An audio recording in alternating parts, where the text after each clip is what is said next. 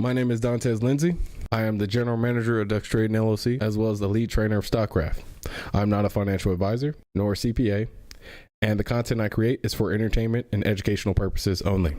I trade in my account, and everything I do is hypothetical in nature because it doesn't happen in your account. My experience with trading is not typical, nor does it guarantee that similar results will be obtained by you. I am merely sharing my opinion with no guarantee of gains or losses in investments. Remember, day trading can be extremely risky. You should be prepared to lose all the funds that you use for day trading. In particular, you should not fund day trading activities with retirement savings, student loans, second mortgages, emergency funds, funds set aside for purposes such as education or home ownership, or funds required to meet your living expenses. Further, certain evidence indicates that investments less than $50,000 will significantly impair the ability of a day trader to make a profit. Of course, an investment of $50,000 or more will no way guarantee a success. With that out of the way, let's get into the content.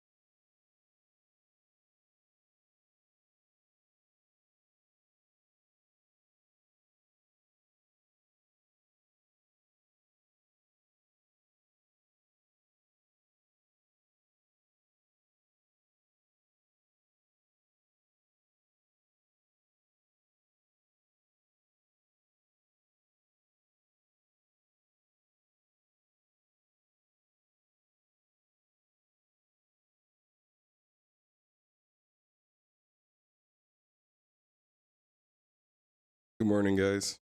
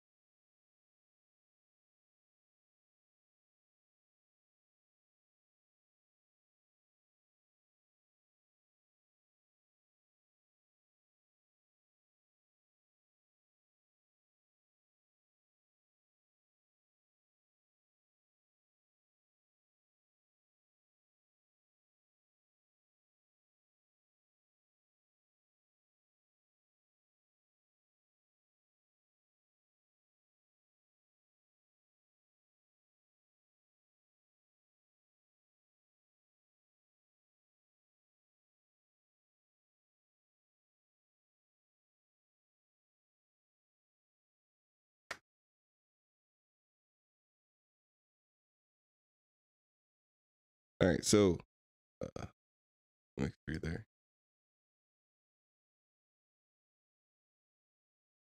There isn't anything worth trading right now. I do see something that's up 200% on SSR, and they just removed some of their debt, and they are up 200%, which is a pretty high percentage.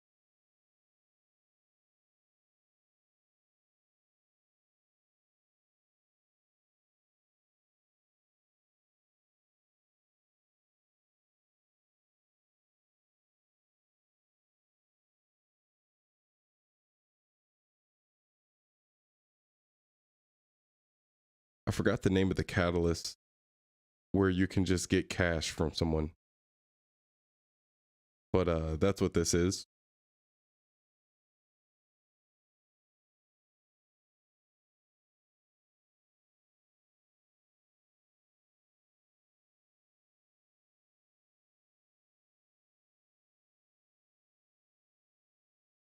It's not a partnership.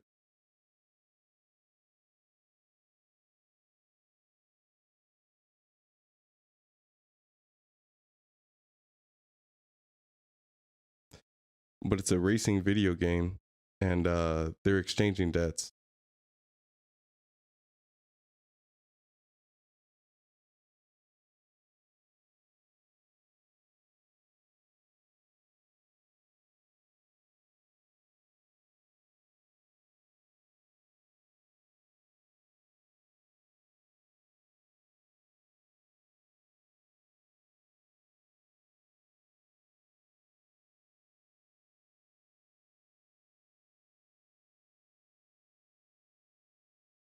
Okay, so just like how NASDAQ has a requirement that you have to stay above $1 to be within NASDAQ requirements, I think there's a debt requirement, like a debt line you can't reach.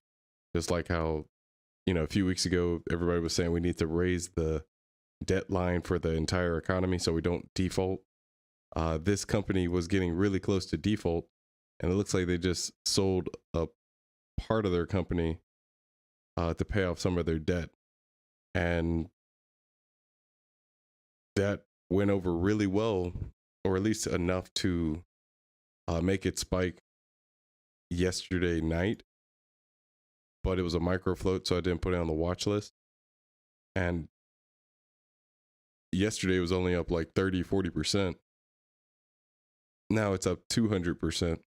I don't understand how strong this catalyst is just looking at fundamentals like the news.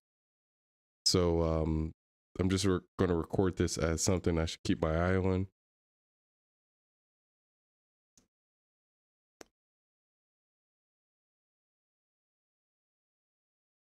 I don't know what debt to equity falls under. I just know cash advances, acquisitions, and just straight giving money to someone. That's always a improvement, but this one is like a permanent change, and those have a little bit of sticky volume that just doesn't disappear. But the main thing is just looking at the technicals. This is on its highest volume day in a long time. So, if you go back on the 5-year chart, the highest volume you see on this is 2.5. The pre-market right now is already at 6. That makes this a fresh chart. All resistances and support, longs and shorts and everything like that, it's all refreshed. This is all new. So this is pretty much a first red day or the first green day. And the way we trade first green days is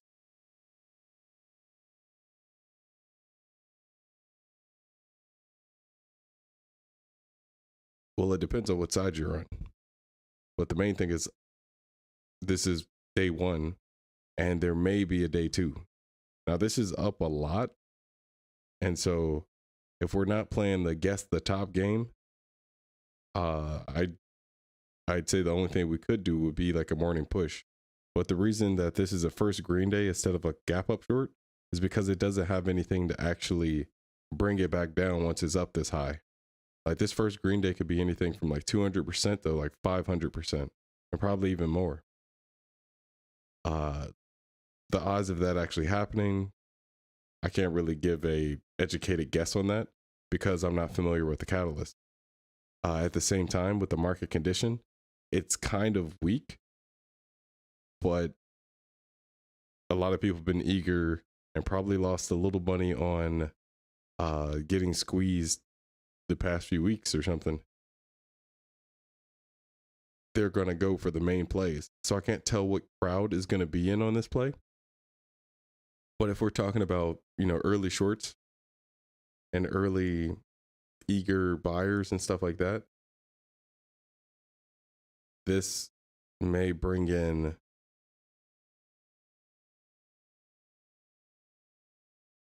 a crowd like that. Yeah, even though this had the announcement of the reverse split and then the completion on the 10th, all of that is just refreshed.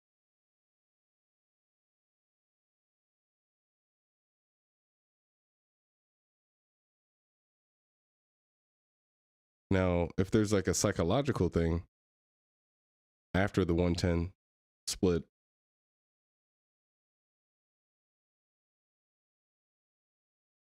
what are we at, $8 now? It already had a pre-market at 860. That looks like a area before the split. That was tested back in June. Well, main thing is like none of that really matters right now. However you trade a first green day, which pretty much is just pure demand.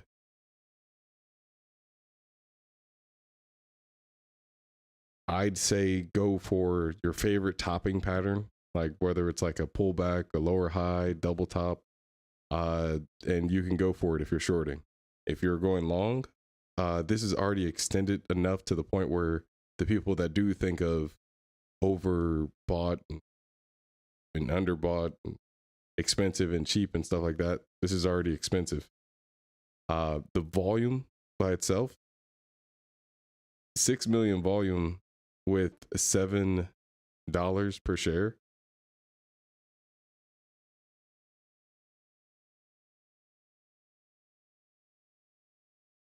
That's heavy volume.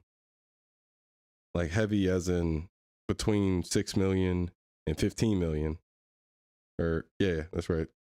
And above 15 million, I consider it crowded. But the main thing is in the morning, the closer this gets to about 25 million up to about like 30, that's where I'd start putting in a crowded section. At the open, since this is just heavy, I think it might be a grinder. Like this could go to, I want to say 12. But the main thing is I'm not trying to short first green days. So it's not a short for me. If I did try to short something, it would be BZFD. If not, whatever pops up later. And the reason I would trade BZFD or BuzzFeed is, if this opens up right where it is now, I'd be looking for a 20% push into yesterday's consolidations, because that's what happened. A lot of people saw the extension on the daily, and I remember someone calling out in the chat saying overextension or overextended gap down and stuff like that. Now, overextended gap down can be a 2-day pattern, like especially ideally with like maximum extension and then consolidation, a pullback where you slightly gap down, and you have the morning push, and you can do it from all kinds of angles. You have the morning push into that resistance, and then it tests and crack. It's normally a like 1-to-1 kind of pattern. But yeah, this fits the actions that you'd see on it. It's just the first 2 days have the overextension part of it like spread out over 2 days. So it became a 3-day pattern at this point. So the extension from 8 to 420, that met the minimum. And when you look at the multi-day version of the overextended gap down, it always ends, like the day of extension always ends with at least 100%. And we had that yesterday. I didn't recognize it at first because I don't look at too many of these after seeing some statistics that didn't make it my favorite pattern. But the price action is definitely there. And because of that, especially on really heavy volume days like this, whenever you use a multi-day runner and you're looking for a dollar block, there's certain actions that you want to see. And the one I wanted to see yesterday was I wanted this to actually go up and then trade at anywhere between like 3.7 and 3.4, and then fill in the dollar block at one of those levels. And at the end of the day, it just went up there and it just filled the dollar block it created partially the day before. And then that's why I just fell at the open. We've seen that a lot too. But at the time, I don't have enough. I want to say I don't have enough experience with this. I do, but I didn't have enough to like recognize this until it was happening. And it was pretty much already too late, because this crack at the end doesn't always happen. I have more failed versions of this than I do of the successful version.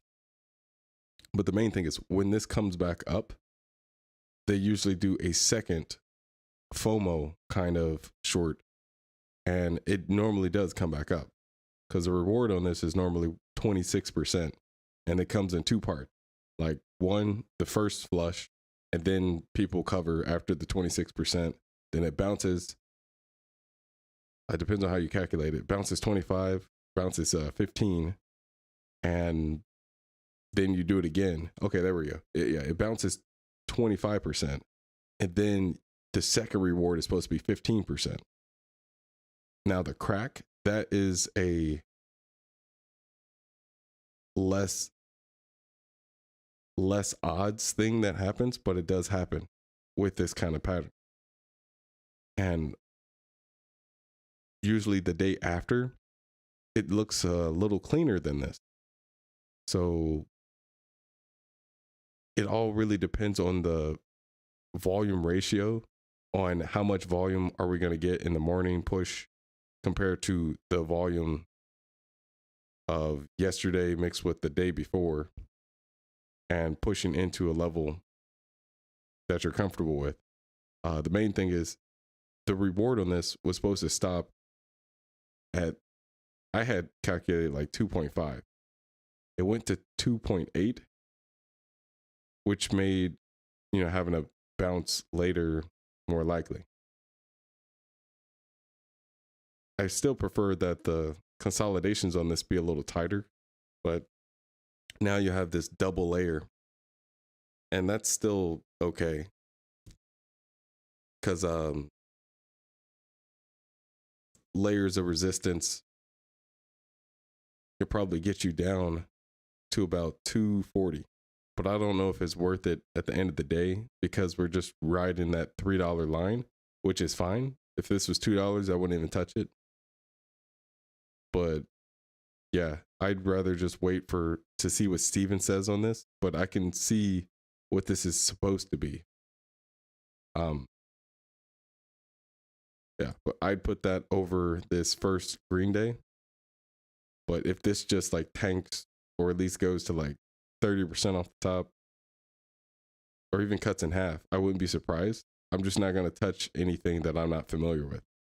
The borrows on this earlier were like 50 cents.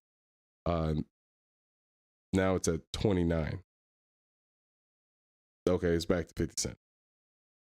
So when I see a first Green Day, I just think most people are just shooting into the top. Like with these kind of micro float SSR first Green Days, the way I would approach it before was every 20% I'd be trying to go in. And since this is close to 200, my next target would be 210. But overall, I would never touch this kind of play in the pre-market, even if it is up 200%. If I did touch it in the pre-market, I'd go in so little that it wouldn't matter if it did drop, because I don't think the drop will stay down. These are morning edge only kind of plays when I go in on them, because you can't hold it long enough if you're not familiar with the catalyst. And then the volume is just low enough, like liquidity and stuff, just low enough to where you know if liquidity adds into the chart later, it's just going to double. So yeah, lead with your risk management.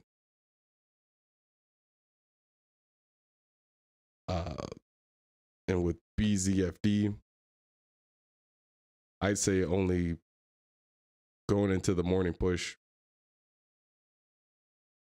and then choose how strong you think that morning push is. But the reward on it isn't going to be a lot either, because you may get another flush through some of these supports if you get back up. But the main thing is when it's like this first flush right here. If you went up to 60, you expected 26%.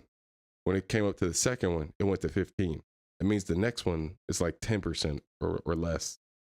So that would put you at like 290. So if you go up to like 250 or 250, 350, you'd be stopping at like 310. And then the consolidation is going to get tighter and tighter to where it's just going to, go back up to like 4. I'd rather save my one trade I get and wait for something else to pop up that's more ideal. You said MSGM is similar to GMVD yesterday.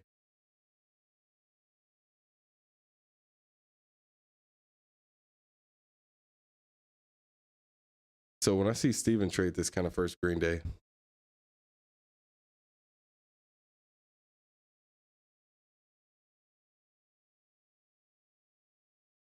he kind of does what I was just talking about. He'd look for a top on it, like going to a lower high. He has to wait for a squeeze. It has to be some kind of intraday resistance that he doesn't trust at all, but he'd rather have that than just go in blindly in the pre-market. Sweet.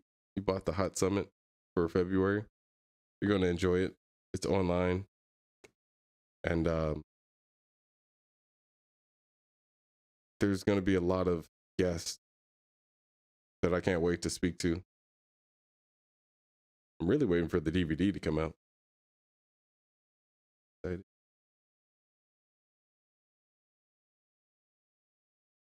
NTX.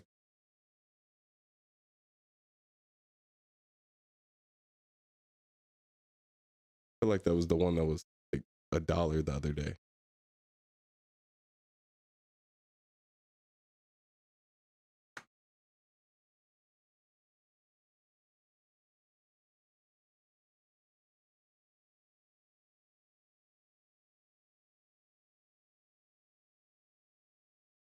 Do you scale in on your enter one time?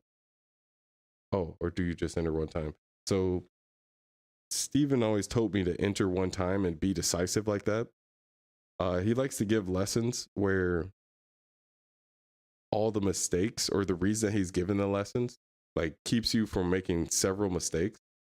But I'm the type of person that if I don't make that mistake firsthand and own that trade, I won't take the right technique into the next trade because I won't know why. I won't know the magnitude of what kind of mistake it makes. Like actually yesterday is a great example. I traded BBAI. Here's BBAI. This one was a late day bounce short. The main thing with this was it had very recent history that was shortable.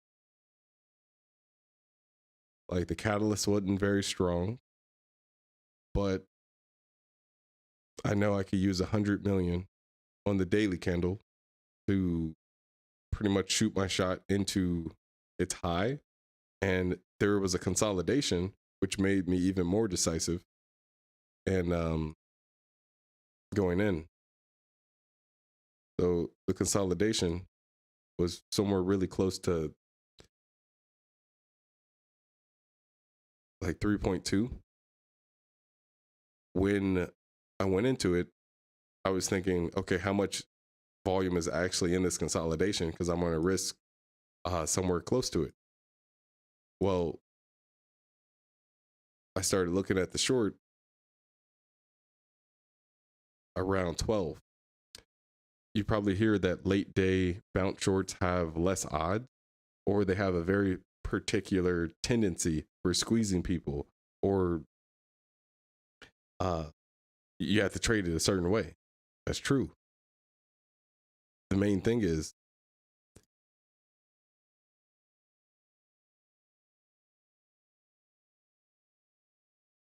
I shorted at 348 because when this gapped up from like 290 all the way up to 250, that was after it went up to 310 and then pulled back.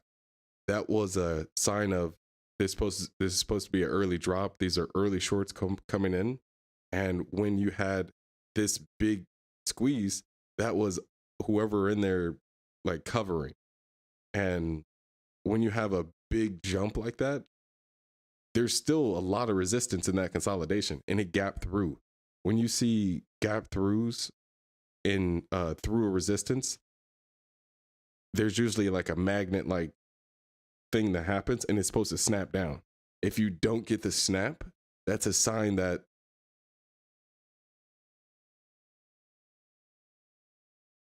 there's going to be a reversal, because it's the same way, the opposite way. If you have a line of support or a line of resistance, when you do a fake out above that area and it comes back down, that gives you twice the odds going down. If you go down and then, especially if it's a whole dollar, you touch that area and then it comes back up, that's a sign of strength. And what happened was I knew that the main resistance is somewhere in like the 30s, and we had the heaviest part of the resistance I'm using, which was the top of the spike in the previous candle that I was just showing.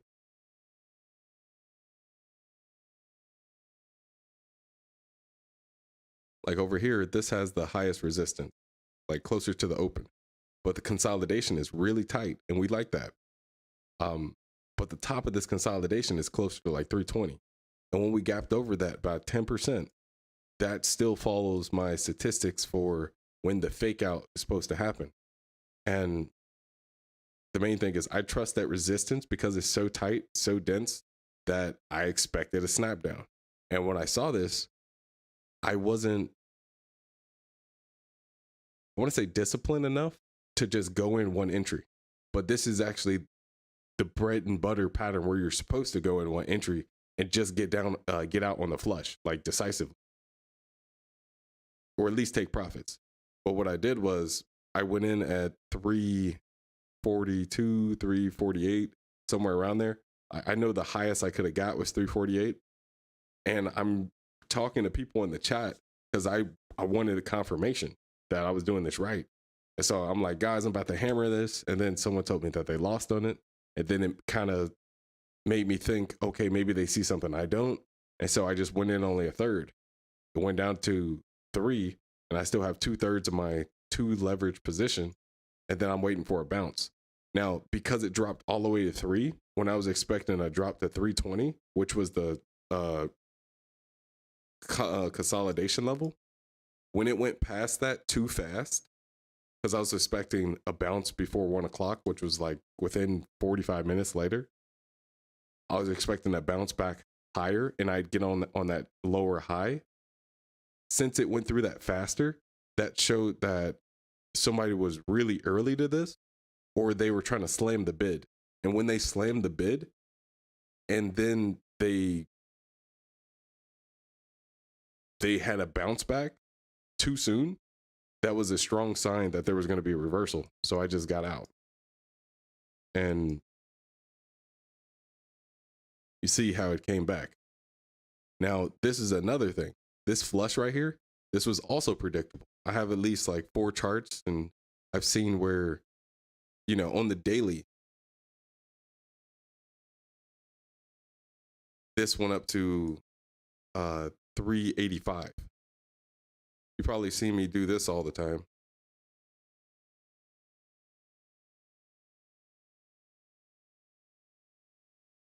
When I do that, there's sometimes where things just barely fall within my fake out statistics. And this is one of them, to where when you have a really heavy resistance, a fake out on a, how do I describe it? Like I have it in my notes, but pretty much it acts like a magnet. Oh, I just realized I didn't do this one. Oh, yeah, that didn't work. But yeah, this one pretty much flushed down like that. I forgot what Steven calls this, but yeah, this is also a thing. Now, when this happened, I'm filming everything, because I just wanted to see what happens on the level 2, and I like review that later, because I'm just trying to see who's manipulating what. Whenever there's a large squeeze into the open, that's a bunch of liquidity coming into the stock, and if you have a resistance that you're trying to get through, this is another like snap down that you're supposed to see. And when you see these kind of squeezes happen, the same crowd is in this ticker that's moving it with those kind of action. So that's just a reminder, if you do see something like that in your late day bounce short, in the future. Again, I try not to touch it too much because I only can do it like 1 time, or at least 3 times a week. I've already done mine. Yeah, I'm green on the week. Yeah, but on that, I cut it around 3. I actually messed up the short a little bit because I was expecting the flush. And since I didn't get the bounce that I wanted, I ended up adding, I don't know why I keep showing those. I have actual pictures. I ended up adding like right at the bottom at 3. Because I was trying to get the flush.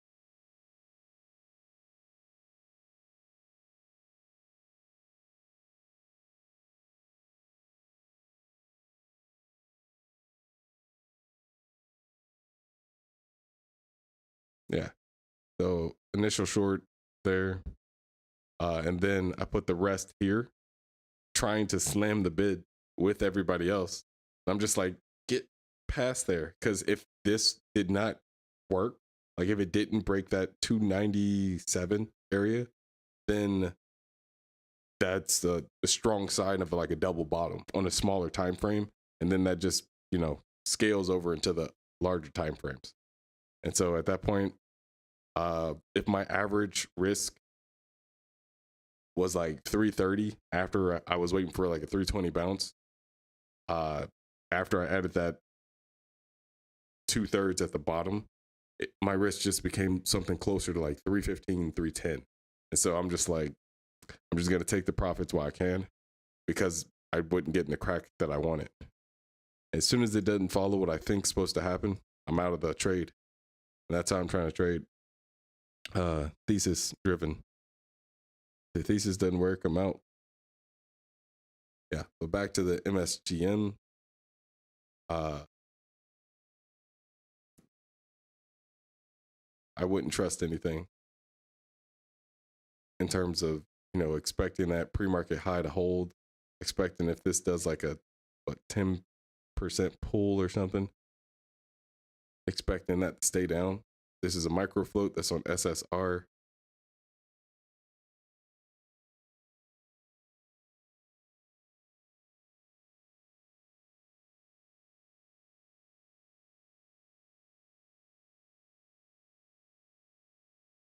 This is the one we really got to watch out. Okay, opened at 290.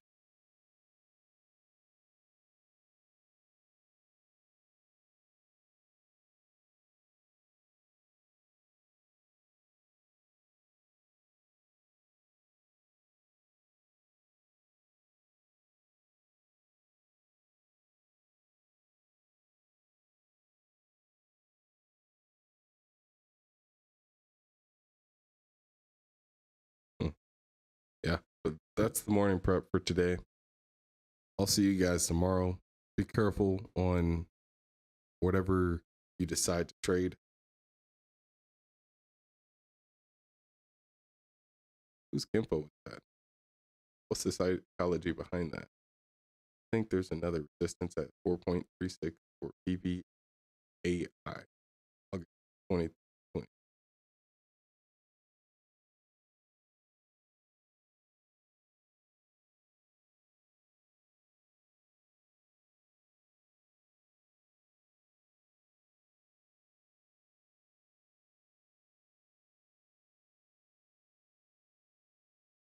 All right, guys. Peace.